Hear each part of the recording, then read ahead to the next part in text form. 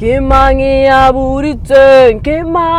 buriting, sweet love, horena kena dra la. Jared, kirubala di potunge. Dubalam Puma 7, welcome back to the channel. This week I am in the BMW 320D.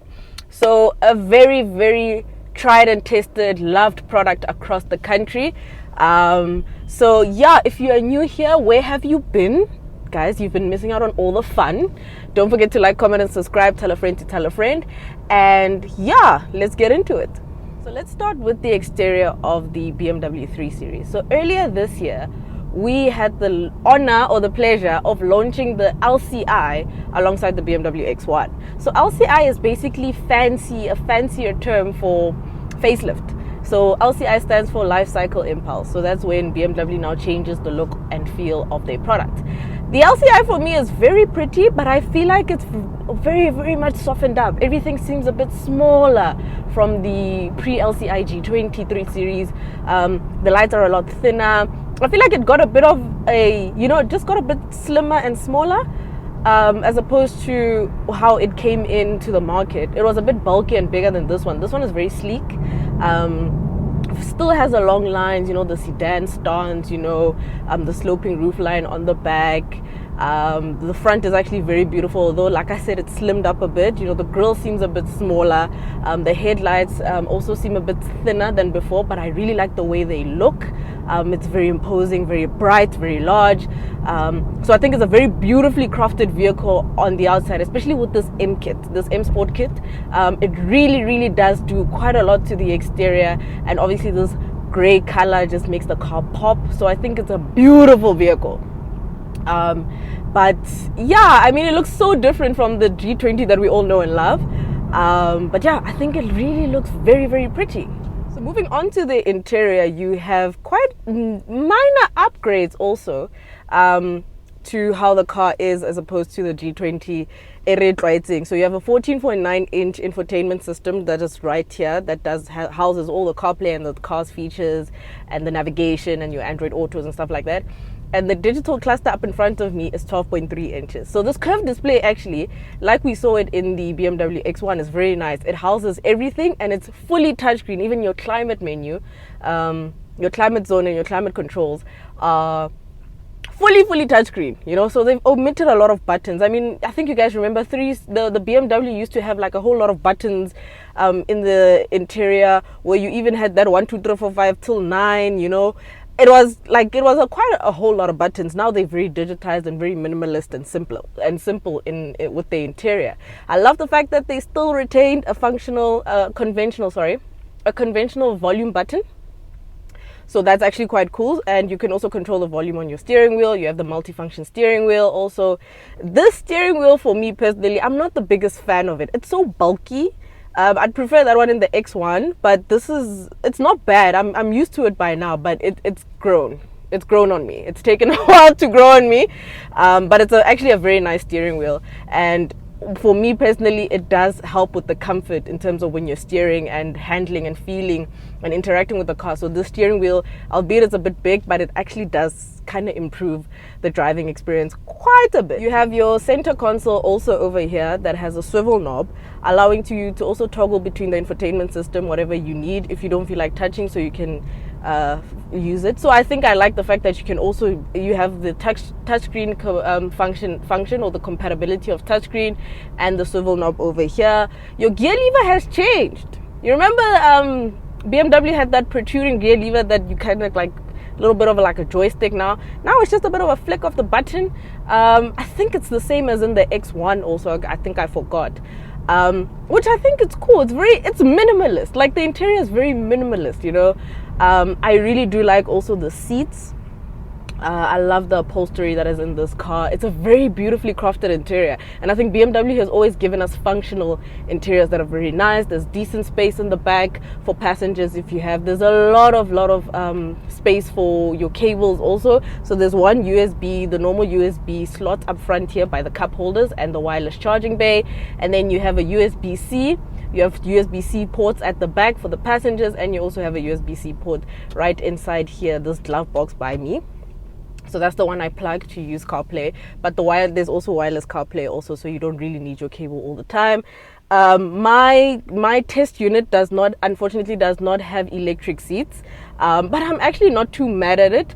Obviously you can spec it when you go purchase the vehicle, but I'm not too mad at it, and overall I'm very impressed with the interior. It's something that I've known with BMW. There's not many exciting or mind-blowing changes that they've done to the 3 Series, and yeah, that's about it.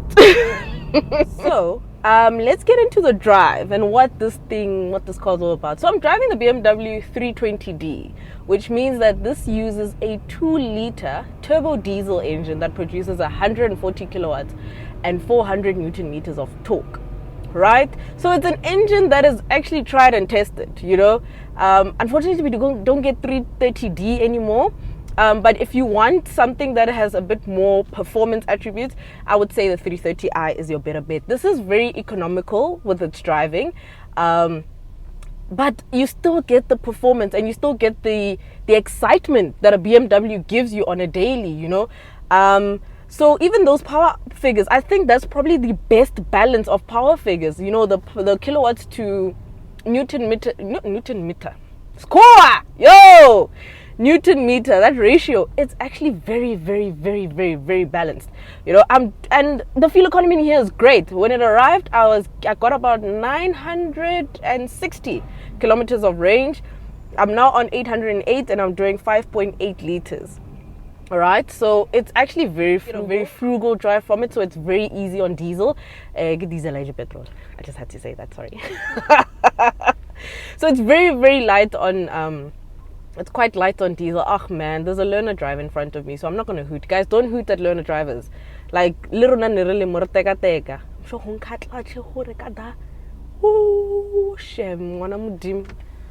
man, okay, she's moving. He or she's moving. Yay! Zamaya, you can do this, Maseve. You can do it, Maseve. You can do it, Maseve. Go! In terms of driving dynamics, I think the BMW 3 Series is a car that has proved itself over the years with all the iterations and all the versions that have come out, you know. It goes where it needs you to go. It's planted. The power retention is amazing. It's when you steer it, when you say go left, it goes left. It goes right. You don't fight with the steering wheel. It's an absolutely beautiful car to drive on a daily, and it's enjoyable. Whether you're in comfort, eco, or sport, you get quite a lot of enjoyment. Obviously, when you go to sport mode, you'll have a lot more enjoyment.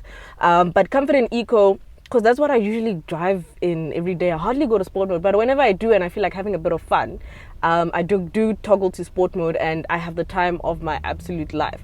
What I can say is that if you want a bit of a more engaging drive, a bit of a more fun drive, do look at the 330i. But if you want something that is a great balance between being economical and fun, the 320d is definitely your guy. It's a very nice car. This truck is actually not giving me leeway, and I'm trying to just get in here, bro. Thanks. Was that so hard? But yeah, really, I mean, in terms of driving, there's not much for the BMW 3 Series. It's nice. It's a nice daily, and I think it's one of the most beautifully crafted daily vehicles you can get. So let's get into the verdict. I got a very interesting questions from you guys. Two people actually asked me, should I get this or should I get the Wow Track? Because they're similarly priced, and both of them, obviously they're segments apart, but they're similarly priced. So before I get into the verdict, I'm actually going to answer that question. For me, it depends on your lifestyle, guys. Yes, I think the Wow Track is about 500. 500 eh? Yo, 40 guy tuma.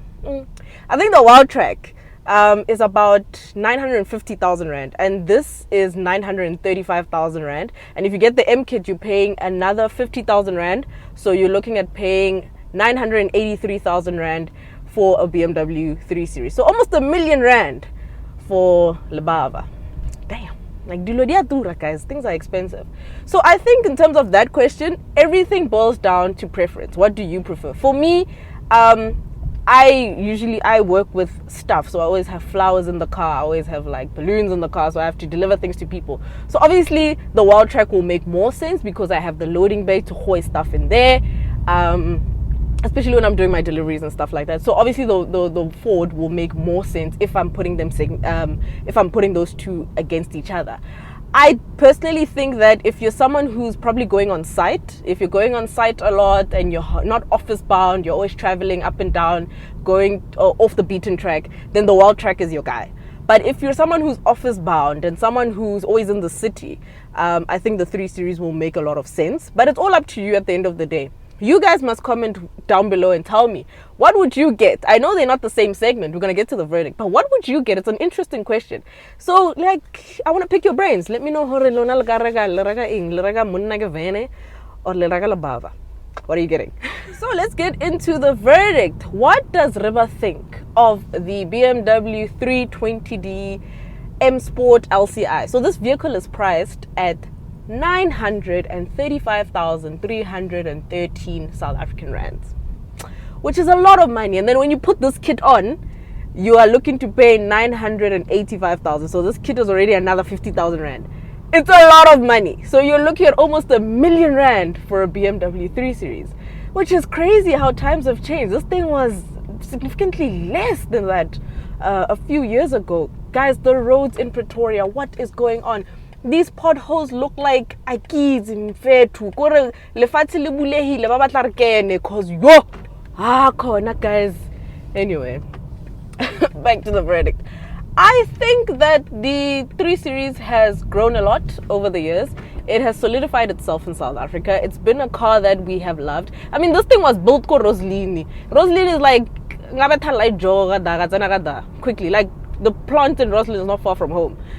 So it's a car that we've known and loved for years in this country, and I don't think its cult status will ever go away. And this continues that legacy. It is a beautifully crafted vehicle. Quality is still there.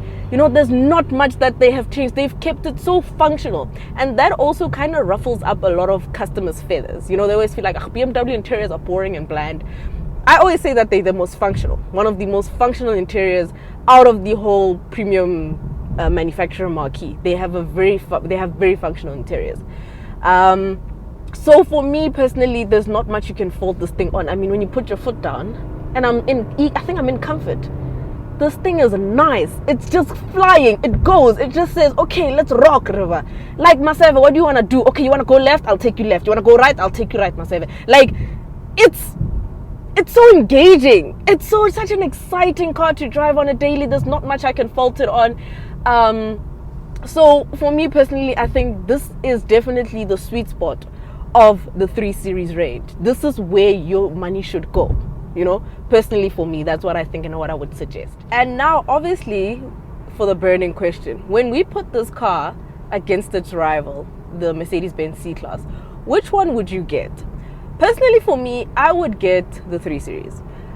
Only reason being, it's a very functional car. It's so easy to use, it's seamless, and I feel like the tech in here, the simplicity and the tech in here is so easy to use. And I just personally think that this is the best sports sedan you can get currently, right? With the C-Class, on the other hand, it's so luxurious, it's so opulent. It is an experience when you buy that car. It's beautiful, it has all the bells and whistles and the trinkets that you'll need. Noise insulation in here is absolutely amazing, by the way. I really like the noise insulation. It's really good. But I think that the C-Class also, my quarrel with it is that it creaks. Those plastics in there creak a lot. But it's such an experience outside of the quarrels I have with the plastics inside that car. But personally for me, I would go here. I do also find that the C-Class is very expensive. I think the C220D is about 1.2 million, and with R1 million, 100k less, an odd 100, 200k less, I can get this properly spec'd. So for me, this is where my money is going. So yeah, but I hope you guys enjoyed this review. Overall, I won't even lie to you, there's absolutely not much to fault the BMW 3 Series on. There's nothing I can find wrong with it, really. And I think it's actually, in its segment, it has always been, you know, such a victor. It's always been something that we've all aspired to have. It's such an amazing car because, guys, at the end of the day, so it's probably the one to have. So for me, yes, the pricing has gone up immensely. It's crazy expensive, but I think it's worth every single cent. And for that, you know what, it's amazing. Boot space is also amazing. It's big enough for quite a lot of things, you know. It's functional, it's easy. Like, I'm just blabbing about how great this car is. So yeah, ultimately I'll have to give the BMW 3 Series a 9 out of 10. The space is there, boot space is great, comfort levels are there, the seat's actually nice to be in and sit in, it looks great on the inside, it's very minimalist, very easy on fuel or diesel. It's just such an amazing car. It's really, really good, and I think BMW has kept the standard of this vehicle and haven't dropped the ball at all. So yeah, ultimately for me, I'd take this over the C-Class. I'm so sorry. Let me know in the comments what you would get. Are you getting this, or are you getting the Mercedes-Benz C-Class? I'd like to hear from you. So yeah, and that is it from me, guys and girls. Thank you guys so much for watching. Don't forget to like, comment, and subscribe, and I'll see you in the next one. Boma Seve. Thank you so much. I hope you enjoyed it. And yeah, guys, kula veka mali, like yala veka blind, because I really like this car. I really do like it. So yeah, guys, no, live sharp, ne, mudimu kyo. Bye.